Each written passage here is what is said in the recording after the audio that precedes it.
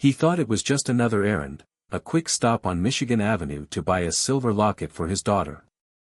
But the moment the front window shattered, and two masked men stormed in with a pistol and a bat, his instincts took over. Helping the terrified mother and child behind the counter should have been the end of it. Instead, it led him straight back into a past he thought he'd left behind. And face to face with the family of a Marine whose life he once saved. Because one of those robbers wasn't just a stranger.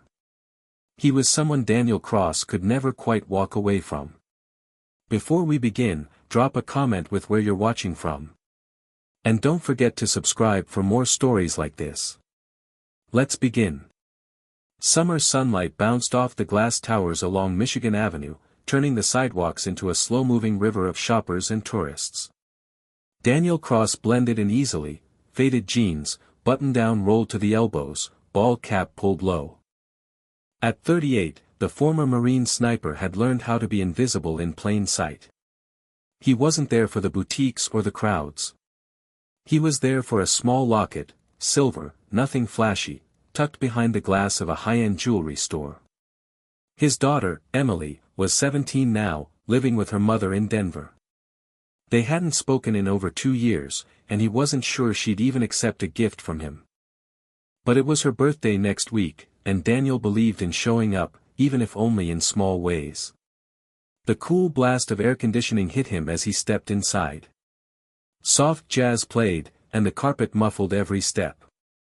A young saleswoman approached with the trained smile of someone used to customers who didn't check the price tags. Daniel was halfway through explaining what he was looking for when the front window exploded. Shards of glass sprayed inward. Shouts erupted. Two figures in black hoodies and masks pushed through the wreckage, one swinging a baseball bat, the other waving a pistol. Everybody down. Now, the gunman barked, voice shaking, not the confident menace of a professional, but the uneven edge of someone who could make a mistake. Daniel's instincts tightened. The bat smashed another display, scattering diamonds across the floor. The trembling in the gunman's hands was small but unmistakable, the kind that got people killed. Daniel's eyes swept the room in a half-second scan, for customers, 2 clerks, no obvious exits except the front and a staff door behind the counter. The robbers hadn't noticed him yet. A woman near the watches clutched her little boy, maybe 5 years old, eyes wide and wet. Daniel moved without thinking, sliding low toward them. "Come on," he whispered, keeping his tone steady, calm. He guided them behind a waist-high display case. The bat wielder was focused on smashing cases, but the gunman's aim jittered toward anyone who moved. Daniel used the glass counters as cover, shifting closer to the rear. Every step was quiet, measured, the way he'd moved through hostile alleys overseas. "Face down. Hands where I can see, the gunman shouted again. Daniel raised his voice, just enough to sound compliant.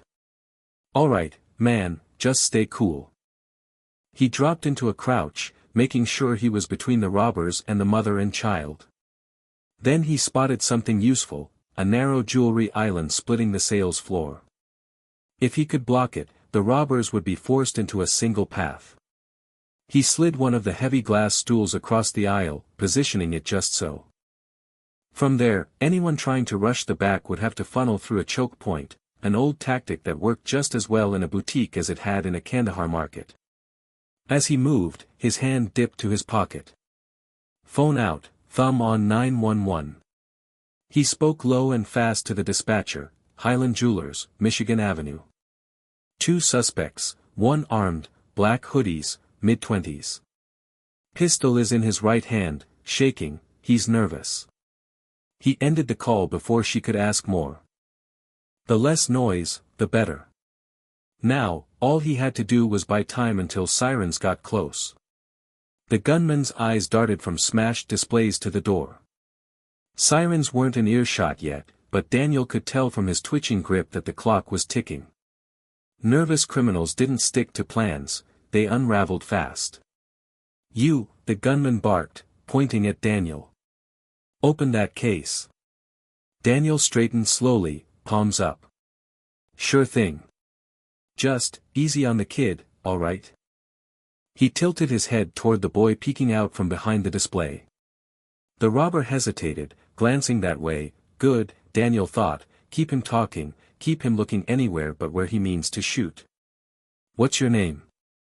Daniel asked casually as he moved toward the counter, deliberately taking the long way around the choke point he'd set. What? Your name. Figure if I'm helping you, I should know it. The gunman's mouth twisted. Doesn't matter. Names always matter, Daniel said evenly, crouching as if to fiddle with the lock. His peripheral vision caught the mother hugging her son tighter, understanding that something was in motion. The bat wielder stomped closer, impatient. Hurry it up, man. Daniel fumbled with the display latch, all the while tracking their positions. The gunman's aim lowered slightly, not much, but enough. Daniel's left hand shifted to a loose tray of necklaces, his right bracing under the counter. He knew he could flip that tray into the gunman's face in under a second if things went bad. From outside, faint but growing, came the wail of a siren. Daniel saw the flicker of panic cross the gunman's eyes. Sounds like you're almost out of time, Daniel said quietly.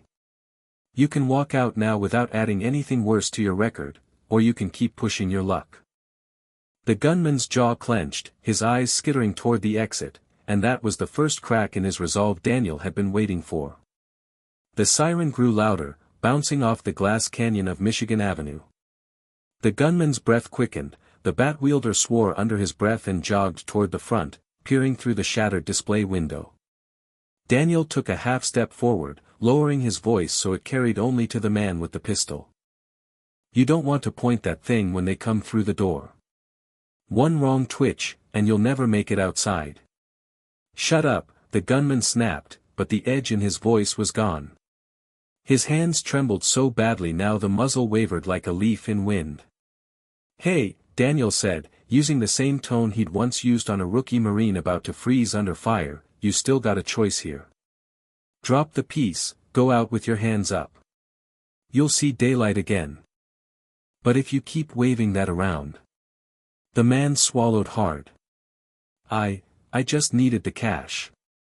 Daniel's eyes locked on his.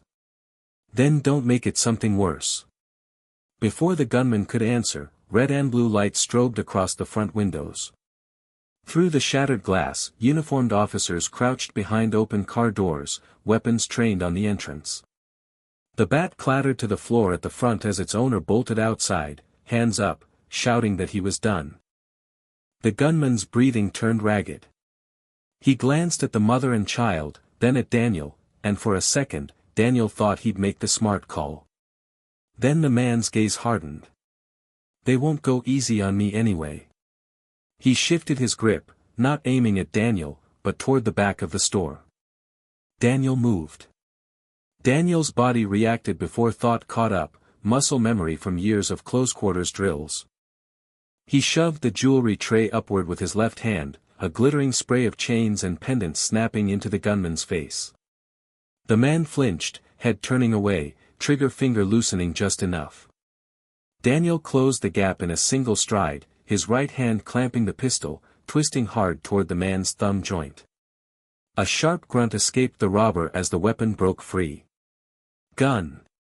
Daniel barked, tossing it across the floor toward the counter. One of the clerks snatched it up and slid it behind the register. The door burst open with a crack of splintering glass, CPD officers flooding in, shouting commands. Daniel raised both hands instantly, stepping back from the stunned gunman. Two cops grabbed the suspect, forcing him to the ground, cuffing him before he could regain his breath. Clear, one officer called out. The mother emerged from behind the display, pulling her son close. She met Daniel's eyes, gratitude flooding her expression, but she didn't say a word, words weren't enough. Daniel exhaled, slow and steady, only now feeling the pounding in his chest. He glanced at the counter where the locket still sat in its velvet box. An officer approached. Sir, we're gonna need your statement. You a cop? No, Daniel said, shaking his head. Just someone who didn't like the odds in here. As they led the two suspects out, Daniel caught sight of the gunman's face. The hood was gone, and under the bruises from the scuffle, there was something oddly familiar. He couldn't place it. Not yet. Daniel gave his statement at the counter while uniforms combed the store for evidence. The adrenaline was fading, replaced by the old, wary calm he always felt after a mission, the quiet after the storm. He was halfway through describing the gunman's nervous grip when one of the detectives stepped up from outside. "We've ID'd your guy," she said, flipping open a small notepad. "Name's Trevor Raines. 26. Priors for petty theft, nothing this heavy." The name landed like a faint echo in Daniel's mind, tugging at a memory he couldn't quite focus on. "Raines," he murmured. The detective caught it. "You know him?" Daniel shook his head, but the itch in his brain wouldn't quit. "Maybe. I'll figure it out." As they wrapped, the clerk quietly slid the locket toward him. "You still want it?" Daniel hesitated, then nodded. He paid in cash, slipping the small box into his pocket. Out on the sidewalk, the air felt heavier than before. A voice stopped him before he reached the curb. "Mr. Cross." Daniel turned to see a woman in plain clothes, badge clipped to her belt, auburn hair tied back in a no-nonsense knot. "Detective Laura Raines, CPD," she said, offering a hand. Raines. The connection snapped into place. Her younger brother had served in Daniel's unit overseas, a lanky kid named Mike Raines, who'd owed his life to a shot Daniel took under fire. And now, the man Daniel had just disarmed, was her older brother. Her eyes searched his. "I heard what you did in there. And I know you didn't sign up for the mess you just stepped into." They stood just off Michigan Avenue, traffic hissing past in the summer heat. Laura's gaze was steady, but there was a flicker of something else behind it, conflict. "Trevor's not a killer," she said quietly. "Stupid, angry, bad at picking friends, but he's not what you think." Daniel folded his arms. He walked into a jewelry store with a gun in his hand. "That's enough for me." "I know how it looks," she said, lowering her voice, "but he's been in deep since our mom died. Got mixed up with a crew that fronts loans and collects by force. They sent him today to prove himself, or to get him locked up, maybe worse." Daniel kept his tone flat. "And you're telling me this because—" Laura took a breath. "Because my little brother wouldn't be alive if not for you. Mike still talks about that night. Says you didn't even think before stepping into the line of fire. I can't erase what Trevor did, but I can ask you not to walk away just yet." He almost laughed. "You think I can fix him? I think you understand what happens when you owe the wrong people and you've got nowhere to go," she said. "And if he goes into Gen Pop with a crew like that still out there," she let the thought die in the air. Daniel looked past her at the police cruiser where Trevor sat cuffed, head down, the fight drained out of him. He remembered Mike, scared, bleeding, but still breathing because someone had been there at the right second. "You want me to talk to him," Daniel said. Laura nodded once. "If he listens to anyone right now, it's probably you." The station smelled of coffee gone bitter and old air conditioning. Daniel followed Laura past rows of desks until they reached the holding cells, a line of steel bars and blank stares. Trevor sat on a bench in the last one, elbows on his knees, staring at the floor. Laura unlocked the gate and stepped aside. 5 minutes, she said. Daniel walked in, stopping just far enough to give the kid space. "Trevor Raines," he said evenly. Trevor's head lifted, eyes narrowing. "You're the guy from the store." "That's right. You almost shot a 5-year-old today." Trevor flinched. "I wasn't gonna." Daniel cut him off. "Doesn't matter. You walked in there with a loaded gun and hands that wouldn't stop shaking. That's a good way to end up dead." For a moment, silence hung heavy. Then Trevor muttered, "They said if I didn't do it, they'd come after my sister." Daniel studied him. "The crew you're mixed up with, they local?" Trevor hesitated, then nodded. South Side. Call themselves the Phoenix Street Boys. Small time, but they like to make examples. Daniel filed it away. So you trade your freedom for hers? That the plan? Trevor's jaw clenched. Didn't have a plan. Just, couldn't let her get hurt. Daniel thought about Mike again, the kid's pale face in that desert night, the way he'd clung to life because someone else had made the hard choice. You're lucky you didn't kill anyone today, Daniel said. If you want to keep that luck, you're gonna have to help me help you. That means telling me everything you know about these guys. Trevor looked skeptical. Why would you care? Because I've seen enough men throw their lives away for the wrong people, Daniel said. And I'm tired of watching it happen. By the time Daniel left the station, the sun was sliding low between the skyscrapers, turning Michigan Avenue gold. He slipped into a quiet coffee shop 2 blocks over, ordered black coffee, and pulled out his phone. Old contacts, old favors, the kind you didn't waste unless the stakes were real.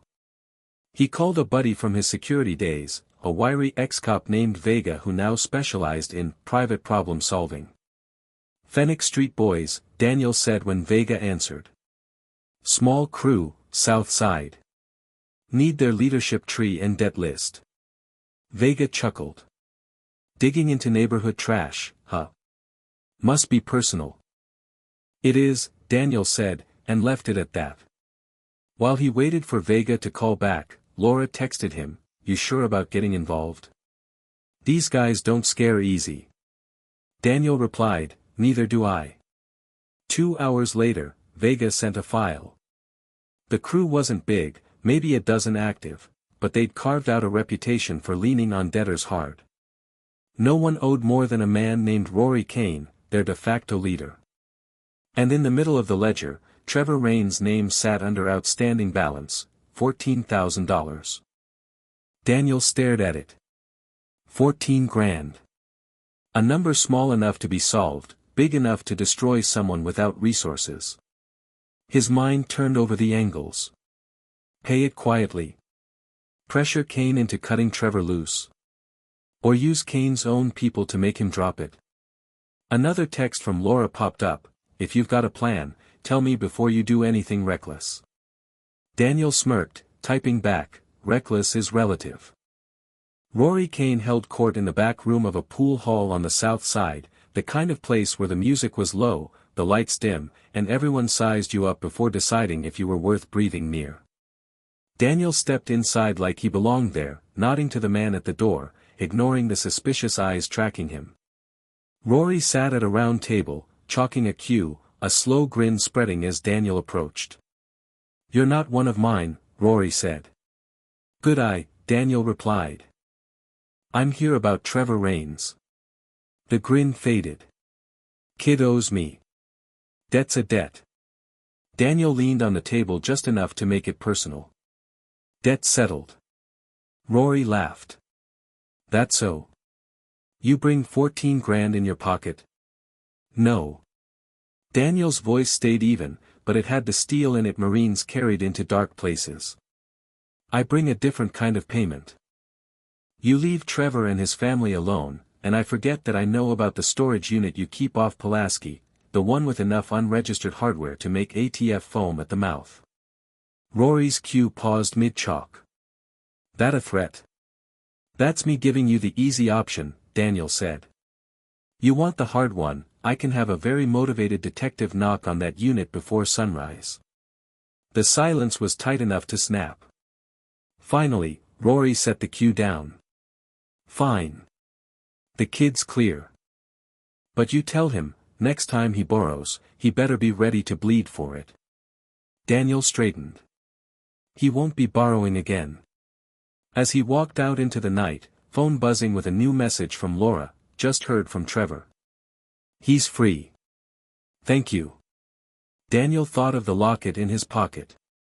Some debts you paid in cash. Others, you paid by showing up when it mattered most. Thanks for watching, like and subscribe for more stories that stay with you.